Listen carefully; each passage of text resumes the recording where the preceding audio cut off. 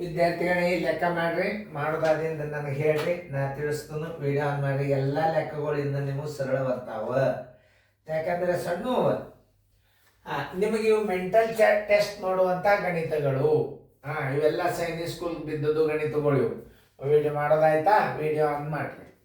ಈಗೆಲ್ಲರೂ ಏನು ಮಾಡ್ಬೇಕು ನೀವು, ನಾನು ಹೇಳುವಾಗ ಸರ್ ಹೆಂಗೆ ಕಲಿಸ್ತಾರ, ಹೆಂಗೆ ತಿಳಿಸ್ತಾರ, ಮತ್ತು ನೀವು ಮಾಡಿರೋ ಇಲ್ಲೋ ಒಂದು ಸ್ವಲ್ಪ ಚೆಕ್ ಮಾಡಿರಿ. ಹುಡುಗರಿಗೆ ಮಾಡಲಾರ್ದ ಕೂಡಬಾರ್ದು.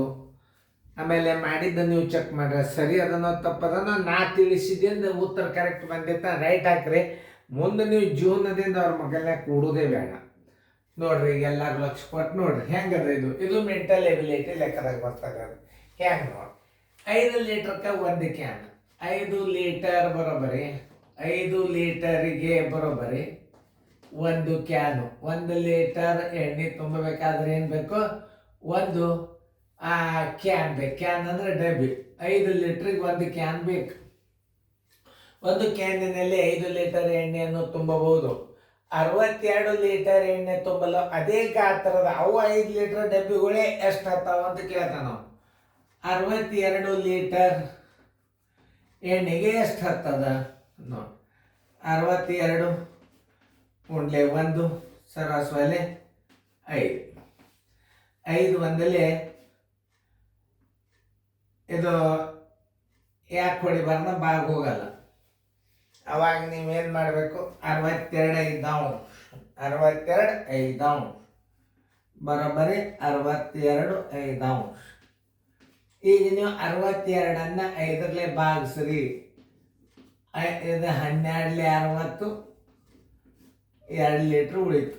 12 ಕ್ಯಾನ್ ಆನ್ಸರ್. 12 ಕ್ಯಾನ್ ಏನು? 60 ಲೀಟ್ರಕ್ಕೆ.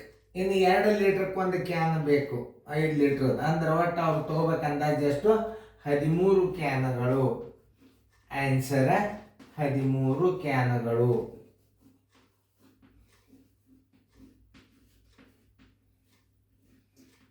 ನಿಮಗೆ ಇಂಥದ್ದೊಂದು ಲೆಕ್ಕ ಆಗ್ಯದ. ಅದರ ವಿಷಯ ಅದು ಬೇರೆದು, ಈ ವಿಷಯ ಬೇರೆದು. ಇದರಾಗ ನೀವು ವಿಚಾರ ಮಾಡ್ತೀರೋ ಇಲ್ಲೋ ಅಂತ ಪರೀಕ್ಷೆ ಆಗ್ತಿರ್ತದೆ ಗಣಿತ ನಿಮಗೆ. ಹುಡುಗರು ತಿಳ್ಕೊತಾವೋ ಇಲ್ಲೋ. ಇನ್ನು 2 ಲೀಟ್ರ್ ಉಳಿದದಂದ್ರೆ ಎಲ್ಲ ಎಣ್ಣೆನೇ ಬೇಡ ಅಂತಾರೋ ಹೆಂಗೆ, ಎಲ್ಲ ರೀತಿಯಿಂದ ಚೆಕ್ ಮಾಡ್ತಿರ್ತಾರೋ. ಅದನ್ನು ಹೆಂಗೆ ಕೊಟ್ಟಾರ, ಈಗ ಇದನ್ನು ಹೆಂಗೆ ಕೊಟ್ಟಾರ ನೋಡ್ಕೋಬೇಕು. ಇವೇ ಲೆಕ್ಕಗಳ ನಾಳೆ ನಿಮ್ಮ ಪರೀಕ್ಷೆದಾಗ ಬೀಳ್ತಾವ. ಎಷ್ಟೋ ಮಂದಿ ಇಂಟರ್ವ್ಯೂದಾಗ ಕೇಳ್ಯಾರ. ತೀತಾ ನೀವು ಮುಂದೆ ಲೆಕ್ಕ ಮಾಡಿದ್ದೀರಿ ಅಂದ್ರೆ ಮಾಡ್ರಿ. ನೋಡ್ರಿ, 13 ಕ್ಯಾನುಗಳು. ಓಕೆ, ಈಗ ನಾ ತಿಳಿಸ್ತೀನಿ ನೋಡ್ರಿ. ಒಂದು ಶಾಲೆಯಲ್ಲಿ ಒಂದು ಬೆಂಚಿನ ಮೇಲೆ 11ರಂತೆ ಮಕ್ಕಳನ್ನು ಕೂಡಿಸಬಹುದು. ಅದು ಒಂದೇ ಅಳತೆ ಬೆಂಚುಗಳು. ಒಂದು ಬೆಂಚ್ ತಂದಾಗ 11 ಹುಡುಗರು ಕೂಡ್ತಾವ. ಕಟ್ ಮಾಡ್ಲಿಕ್ಕೆ ಬರೋದಿಲ್ಲ. ಹಂಗಾರೆ ಆ ಶಾಲೆ ಒಳಗೆ ಎಷ್ಟು ಬೆಂಚ್ ಬೇಕಾಗ್ತಾವ? ಒಟ್ಟು ಹುಡುಗರು ಎಷ್ಟು? 234. ಒಂದು ಬೆಂಚಿಗೆ ಬರೋಬ್ಬರಿ ಎಷ್ಟು ಹುಡುಗರು ಕೂಡ್ತಾವ? 11 ಕೂಡ್ತಾವ. 11 2 22. ಎಷ್ಟು ಉಳಿತು? 1 ಉಳಿತು. ಆಮೇಲೆ 4 ತಗೋರಿ. 11 1 11. ಈಗ ಎಷ್ಟು ಉಳಿತು? 3 ಆಯ್ತು. 21 ಪ್ಲಸ್ ಈ 3 ಹುಡುಗರ ಸಂಬಂಧ 21 ಅಂತೂ ಬೆಂಚ್. ಅದು ಈ 3 ಹುಡುಗರ ಸಂಬಂಧ ಇನ್ನೂ ಒಂದು ಬೆಂಚ್ ತಗೋಬೇಕು. ಅವ್ರು ಕನಿಷ್ಠ ಎಷ್ಟು ತಗೋಬೇಕು? 24. 22 ಬೆಂಚುಗಳನ್ನು ತಗೋಬೇಕು. ಅವ್ರು ತಗೋಬೇಕಾದ ಬೆಂಚುಗಳು ಎಷ್ಟು? 22. 21 ಅಂತೂ 21 ಬೆಂಚಿಗೆ ಇನ್ನೂ 3 ಹುಡುಗರು ಉಳಿತಾವ ಅಂದ್ರೆ ಇನ್ನೊಂದು ಬೆಂಚ್ ತಗೋಬೇಕು. ಟೋಟಲ್ದೊಳಗೆ 22 ಬೆಂಚುಗಳು. ಆನ್ಸರ್ 22 ಬೆಂಚುಗಳು. ಎಲ್ಲ ವಿಚಾರ ಮಾಡ್ತಿರ್ತಾನ ಹುಡುಗರು. ಹೆಂಗೆ ಶಾಣೆ ಅವನು ಇಲ್ಲೋ, ಅರ್ಥ ಮಾಡ್ಕೋತಾರೋ ಇಲ್ಲೋ ನೋಡ್ರಿ. ಈಗ ನಿಮಗೆ ದೊಡ್ಡ ಇನ್ನೊಂದಿನ ಮುಂದೆ ಭಿನ್ನ ರಾಶಿ ಬರ್ತಾವ. ಆ ಭಿನ್ನ ರಾಶಿಗಳನ್ನು ನೀವು ಮಗ್ಗೀಜ ಬೈಪಾಠ ಮಾಡಿದ್ರಿ ಅಂತಂದ್ರೆ ಬೈಪಾಟೇ ನೀವು ಭಿನ್ನ ರಾಶಿಗಳನ್ನು ಬಿಡಿಸ್ತೀರಿ. ಮೊದಲು 30ರ ತನಕ.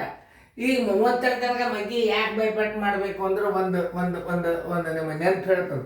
ಭಿನ್ನ ರಾಶಿಗಳು ಯಾವ ಅಂಕಿಲೆ ಭಾಗ ಹೋಗ್ತಾವ ಅಂತ ತಿಳ್ಕೊಬೇಕಾದ್ರೆ ನಿಮಗೆ ಪರ್ಫೆಕ್ಟಾಗಿ ಮಗ್ಗಿಗಳು ಬೈಪಾಡಬೇಕು. ಆಮೇಲೆ ಬಾಧ್ಯತೆನೇ ಮಚ್ಚು ಮಾಡ್ಲಿಕ್ಕೆ ಬರ್ತದೆ. ಅದನ್ನು ಕಲಿಸ್ತಾನೆ. ಅದು ಹೆಂಗೆ ಗಣಿತ ಮಾಡ್ಬೇಕು ಅದನ್ನು ಕಲಿಸ್ತಾನೆ.